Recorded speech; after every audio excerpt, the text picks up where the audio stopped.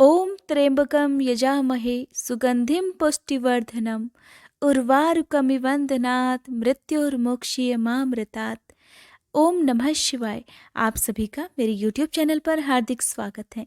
आज की वीडियो में मैं आपको बताने वाली हूँ पौष मास के कृष्ण पक्ष में पड़ने वाले प्रदोष व्रत के बारे में। मैं आपको बताऊंगी त्रयोदशी तिथि कब से कब तक रहने वाली है, प्रदोष काल का समय क्या रहेगा, इस दिन सूर्योदय और सूर्यास्त का समय क्या रहेगा।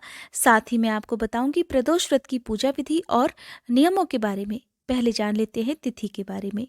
31 दिसंबर शुक्रवार के दिन पड़ने वाला यह प्रदोष व्रत होगा शुक्र प्रदोष व्रत। प्रदोष व्रत के दिन भगवान शिव और पूरे शिव परिवार की विधि विधान से पूजा की जाती है और विशेषकर प्रदोष काल के समय ही प्रदोष व्रत की पूजा करनी चाहिए। इस दिन भगवान शिव अपने भक्तों पर बड़ी आसानी से और बड़ी जल्दी प्रसन्न हो जाते हैं। त्रयोदशी तिथि प्रारंभ हो रही है 31 दिसंबर की सुबह 10:40 से, जिसकी समाप्ति होगी 1 जनवरी 2022 की सुबह 7:17 पर। जब भी त्रयोदशी तिथि 2 दिन तक होती है तो ऐसे में उस तिथि को ही प्रदोष व्रत रखना चाहिए जिस तिथि में प्रदोष काल का समय भी मिल रहा हो। ऐसे में 31 दिसंबर को ही प्रदोष व्रत रखा जाएगा। 31 दिसंबर शुक्रवार को सूर्योदय का समय रहेगा सुबह 7:11 और सूर्यास्त का समय रहेगा शाम 5:47 पर। प्रदोष काल का समय होता है सूर्यास्त से 45 मिनट पहले और 45 मिनट बाद का समय। यही वो विशेष समय होता है जब किसी भी शिव भक्त को भगवान शिव की पूजा करनी चाहिए। 31 दिसंबर को शुक्रवार के दिन प्रदोष काल का समय रहने वाला है शाम 5:02 से लेकर शाम 6:32 तक। यही वो विशेष समय है जब आपको प्रदोष व्रत की पूजा करनी होती है। ऐसा माना जाता है कि यही वो समय है जब भगवान शिव प्रसन्न मुद्रा में नृत्य की अवस्था में होते हैं और ऐसे समय में की गई पूजा से भगवान शिव जल्दी प्रसन्न हो जाते हैं और अपने भक्तों की हर मनोकामना पूर्ण कर देते हैं। प्रदोष व्रत हर महीने के कृष्ण पक्ष और शुक्ल पक्ष की त्रयोदशी तिथि यानी कि 13वें दिन रखा जाता है। ऐसे में जो भी भक्त अपनी कुंडली के किसी भी दोष के निवारण हेतु प्रदोष व्रत रखता है उन्हें कुछ बातों का ध्यान रखना होता है।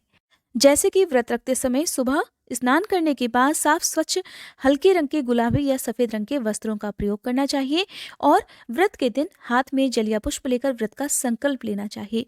साथ ही आज की पूजा में अखंडित चावल का प्रयोग और हरे मूंग का प्रयोग विशेषकर किया जाता है। भगवान शिव को अखंडित चावल अर्पित किए जाते हैं और अखंडित चावल से बनी खीर का भोग ही भगवान शिव को लगाया जाता है। इस दिन की जाने वाली पूजा में अबीर और गुलाल का प्रयोग भी अवश्य करें। अबीर गुलाल से हो सके तो अपने मंदिर में रंगोली बनाएं या फिर भगवान शिव को अबीर और गुलाल भी अर्पित आप कर सकते हैं।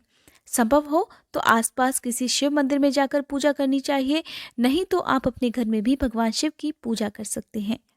प्रदोष व्रत के दिन भगवान शिव को भांग धतूरा और बेलपत्र अर्पित करने के साथ ही शिवलिंग का अभिषेक भी किया जाता है। ऐसे में आपके लिए जो भी संभव हो, जो भी आसानी से आपको मिल सके, वो सामग्री आप प्रसन्न मन से भगवान शिव को अर्पित कर सकते हैं।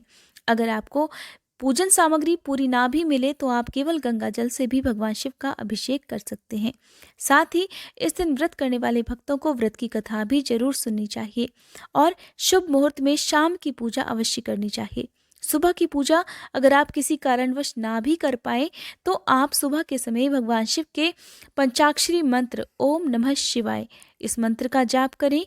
व्रत की कथा हो सके तो सुबह के समय भी सुने, आरती करें और क्षमा याचना कर अपना व्रत प्रारंभ करें। आज के दिन भगवान शिव और माँ पार्वती के साथ साथ गणेश भगवान, कार्तिकेय भगवान और नंदी जी की पूजा भी करनी चाहिए। कहते हैं अगर आपकी कोई विशेष मनोकामना है तो इसकी पूर्ति के लिए आप नंदी बैल की पूजा जरूर करें। कहते हैं नंदी बैल को भगवान शिव का कोतवाल माना जाता है। ऐसे में आपकी मनोकामना वे भगवान शिव तक अवश्य पहुंचाते हैं। इसके लिए प्रदोष व्रत के दिन शाम को प्रदोष काल के समय आसपास के किसी भी शिव मंदिर में जाकर वहां नंदी जी की भी विधिवत पूजा करनी चाहिए। नंदी जी के आगे हरा चारा, हरे चारे में आप दूब रख सकते हैं। हरी और ताजी दूब होनी चाहिए और इसके साथ ही आप चाहें तो हरे मूंग भी नंदी जी को अर्पित कर सकते हैं। अगर आप हरी दूब घास नंदी जी को अर्पित कर रहे हैं तो आपको ध्यान रखना है कि दूब घास ताजी होनी चाहिए, सूखी या मुरझाई हुई नहीं होनी चाहिए। प्रदोष व्रत वैसे तो कुंडली में हर प्रकार के दोष के निवारण के लिए किया जाता है, लेकिन जो लोग मांगलिक हों या किसी भी प्रकार का कोई भी ग्रह दोष अगर आपको बहुत ज़्यादा परेशान कर रहा हो, आपके काम बनते नहीं हो, या खासकर ऐसे लोग जिनके विवाह में समस्याएं आ रही हों, मनचाहा जीवन साथी नहीं मिल रहा हो, या कहते हैं जिनका दाम्पत्य जीवन सुखद ना हो, उन्हें आज के दिन विधिवत भगवान शिव और माँ पार्वती की पूजा करनी चाहिए। माँ पार्वती को सिंदूर भी अर्पित करना चाहिए। अगर सुहागिन महिलाएं इस व्रत को कर रही हैं तो आप जो सिंदूर माँ पार्वती को अर्पित कर रही हैं उसी सिंदूर को आप अपनी मांग में भी जरूर भरें। प्रदोष व्रत रखने वाले भक्तों को इस दिन अपनी सामर्थ्य के अनुसार कुछ न कुछ दान जरूर देना चाहिए। कहते हैं दान अगर आपने सच्चे मन से किया तो उस दान का भी पुण्य आपको प्राप्त होता है। दान में आप चाहें तो अनाज का, वस्त्रों का या फिर रुपए पैसों का दान भी दे सकते हैं, लेकिन आपको ध्यान एक बात का हमेशा रखना होता है कि अगर आप अनाज का या वस्त्रों का दान भी दे रहे हैं तो चाहे उसमें कम से कम 11 रुपए रख कर दें, आपको दक्षिणा जरूर रखनी चाहिए। बिना दक्षिणा के कोई भी दान अधूरा माना जाता है। प्रदोष व्रत के दिन गाय या फिर बैल की सेवा करनी चाहिए। संभव हो तो गौशाला में हरे चारे का या फिर रुपए पैसे का दान भी कर सकते हैं। ये थी आज की जानकारी। उम्मीद करती हूँ ये वीडियो आपको पसंद आई होगी। वीडियो कैसी लगी कमेंट बॉक्स में मुझे ज़रूर बताइएगा। साथ ही आप मेरे चैनल पर हिंदू धर्म में जितने भी व्रत और त्योहार हैं उनकी सही तिथि और शुभ मुहूर्त की जानकारी भी प्राप्त कर सकते हैं। इसके लिए अगर अभी तक आपने मेरा चैनल सब्सक्राइब नहीं किया है तो चैनल सब्सक्राइब करने के साथ साथ बेल आइकन प्रेस करना मत भूलिएगा।